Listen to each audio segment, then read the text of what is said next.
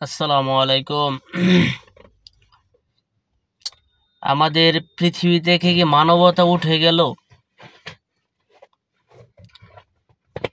মুসলিমরা যখন নির্যাতিত হয় তখন পুরা বিশ্ব চায় চায় দেখে রঙ্গতামাশা।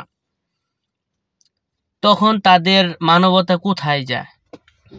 অথচ একজন হিন্দু খ্রিস্টান তাদের উপর আক্রমণ হলে তখন মানবতা অল পৃথিবী জায়গা ওঠে। এই যে ফিলিস্তিনিদের ত্রাণ দেওয়ার জন্য সাগর পথে 40টা প্রমোত্তরী রওনা দিয়েছিল, তাদেরকে ইসরায়েল আটকে দিয়েছে, একটা মাত্র মনে হয় পৌঁছেছে। তো এখন আমাদের বিশ্ব মানবতা কোথায় গেল? আসলেও আমরা নিজের স্বার্থের দিকে সবাই তাকাই। আমেরিকা ইসরায়েলকে পুরোপুরি সাপোর্ট দিচ্ছে, সাপোর্ট দিয়ে তারা ধ্বংসযজ্ঞ চালানোর সমর্থন দিচ্ছে। ইসরায়েল যতটা দায়ী, আমেরিকা ঠিক ততটা দায়ী। কারণ আমেরিকা যদি না হইতো ইসরায়েল নগদ ধ্বংস হয়ে যেত। এই আমেরিকা অস্ত্র দিয়ে ইসরায়েলকে টিকে রাখছে। শুধু ইসরায়েলকে না, এই আমেরিকা প্রত্যেকটা দেশে আপনি গন্ডগোল লাগাই রাখছে। আপনি দেখেন আমাদের এই দক্ষিণ এশিয়াতে এক দেশের সাথে আরেক দেশ তারা গন্ডগোল লাগাই রাখছে। তার কারণ কি? আপনি দেখেন ভারতের সাথে পাকিস্তান ব্রিটিশ প্লেট থেকে একটা দ্বন্দ্ব লাগাই দিয়ে গেছে তারা। তারপরে দেখেন রাশিয়া, ইউক্রেন,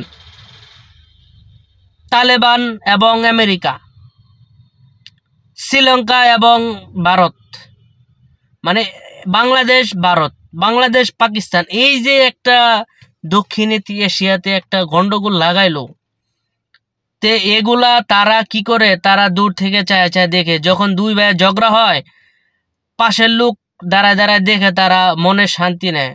তো আমেরিকা হইলো এরকম একটা রাষ্ট্র। তো আমেরিকা প্রত্যেকটা দেশের সাথে ঝগড়া লাগাই দিয়ে তারা বড় ভাই মুরব্বী সাহায্য তারাই আবার ওইটার সমস্যা সমাধানের নামে তারা দুই পক্ষকে কাছে টানে। তারা দেখায় যে আমরা এই যে এটা সমস্যা সমাধান করে দিলাম। আদৌ কি তাই হয়? হয় না। একদিক দিয়ে বলতেছে মানবতা, অন্য দিক দিয়ে ইসরায়েলের অস্ত্র দিচ্ছে, শেল্টার দিচ্ছে। এই যে কাতারে যে আক্রমণ করলো, তো এই যে আর কি হয়েছে? একটা ফোন করে ক্ষমা চাওয়াইছে আমেরিকা, ইসরায়েলের প্রধানমন্ত্রী একটা ক্ষমা চাওয়াইছে। এটা কি মানবতা? আপনি একজনকে মেরে ফেললেন, ধ্বংস করে ফেললেন, তারপরে আপনি ক্ষমা চাইলেন, সেটা কি হবে? হবে না। আসলেও আমরা মুসলিম ঐক্যবদ্ধ নাই। মুসলিম যদি আমরা ঐক্যবদ্ধ থাকতাম, তাহলে আজকে আমাদের ঘাড়ের উপর ইহুদি খ্রিস্টানরা রাজত্ব করতে পারতো না। ফিলিস্তিনের চতুর্দিকে, এই যে আপনার ইসরায়েলের চতুর্দিকে মুসলিম রাষ্ট্রগুলা কি করে? তারা কিছুই করে না। তারা খালি একটা বিবৃতি দেয়। কেন? তারা চতুর্দিক দিয়ে কি ইসরায়েলকে ধরতে পারে না? ইসরায়েলকে এত বড় হয়ে গেছে গা। আমাদের বাংলাদেশ থেকে হাজার হাজার যুবক ফিলিস্তিনের পক্ষ নিয়ে যুদ্ধ করতে যাইতে প্রস্তুত আছে, এরকম অল বিশ্বে প্রস্তুত আছে। তা আমরা মুসলিমরা এখনো কেন এক হতে পারছি না? এটাই আমাদের বড় প্রবলেম। আর এক হবো কেমনে আমরা? এক হুজুর আরেক হুজুরের নামে বদনাম করে ফতোয়া নিয়ে। আরে ভাই, ফতোয়া যার যার ফতোয়ার সমস্যা হতেই পারে, কিন্তু আমরা এজ ইউজুয়াল মুসলিম। তা আমাদের তো মুসলিম হিসেবে আমরা এক জায়গায় একটা বিষয়ে এক হতে পারি, কিন্তু তাও পারতেছি না।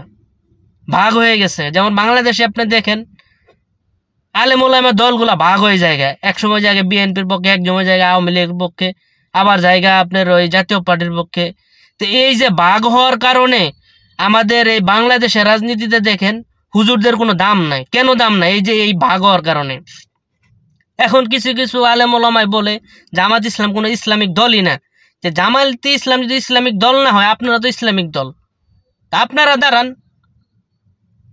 দাঁড়ায় ভোট করে নির্বাচন করেন, ক্ষমতায় যান, কোনো প্রবলেম নাই তো। কিন্তু আপনারা আরেক দলের বদনাম কেন করেন? কারণ আপনি আরেকটা দলের আজ্ঞাবহ হয়ে ওই দলের সাপোর্ট করে আপনি আরেকটা দলের বদনাম গাইতেছেন। তো এই যে আলেম ওলামা যারা নিজেরা দ্বন্দ্ব ভাগ হইয়া আরেকটা দলকে সুবিধা করে দিচ্ছে।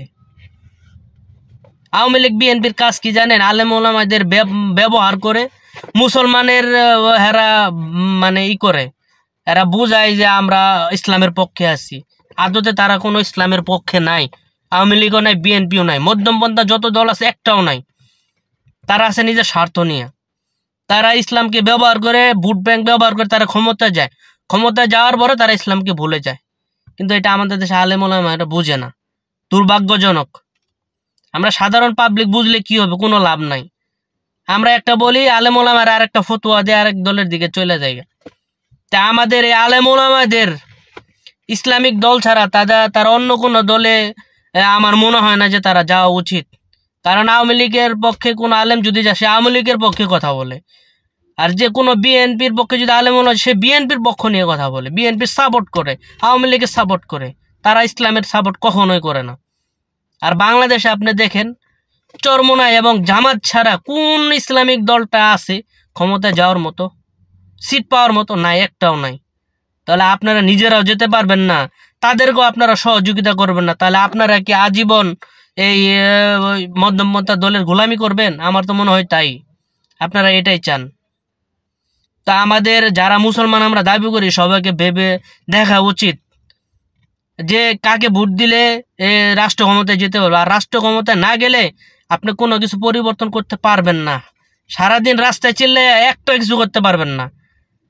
সেই জন্য জামাতে ইসলাম আন্দোলন বাংলাদেশকে ক্ষমতা আনতে হবে। কারণ রাষ্ট্র ক্ষমতা না গেলে আপনি কোনো কিছুই পরিবর্তন করতে পারবেন না। এটা বাংলাদেশ। রাস্তায় নামে সারাদিন চিল্লাপাল্লা করলে আপনি কোনো লাভ নাই। মেন হইল রাষ্ট্র ক্ষমতায় যাওয়া। সেই জন্য জামাতে ইসলাম আন্দোলন বাংলাদেশ তারা জোর দিয়ে এখন মানুষকে বুঝাইতে চাচ্ছে যে আপনারা আমাদের ক্ষমতায় দেন, আমরা সব পরিবর্তন করব। কারণ রাষ্ট্র ক্ষমতায় গেলে আপনি রাষ্ট্রের পাওয়ার নিয়ে, ম্যান্ডেট নিয়ে অনেক কিছু করা যায়, কিন্তু সাধারণভাবে কিছু করা যায় না। যদি পারতো 16 বছর বিএনপি আন্দোলন করে আওয়ামী লীগের ফালাই দিতে পারতো, কিন্তু পারে নাই। আর 100 বছরও যদি ছাত্র জনতা না নামতো, বিএনপি এবং যত রাজনৈতিক দল আছে বাংলাদেশ আওয়ামী লীগকে জীবনও ফেলাইতে পারতো না। এটা গ্যারান্টি দিয়ে, চ্যালেঞ্জ দিয়ে। একমাত্র সর্বসাধারণ এবং ছাত্র জনতা নামে আওয়ামী লীগ শুধু নামে নাই, পালাতে যেতে বাধ্য হয়েছে।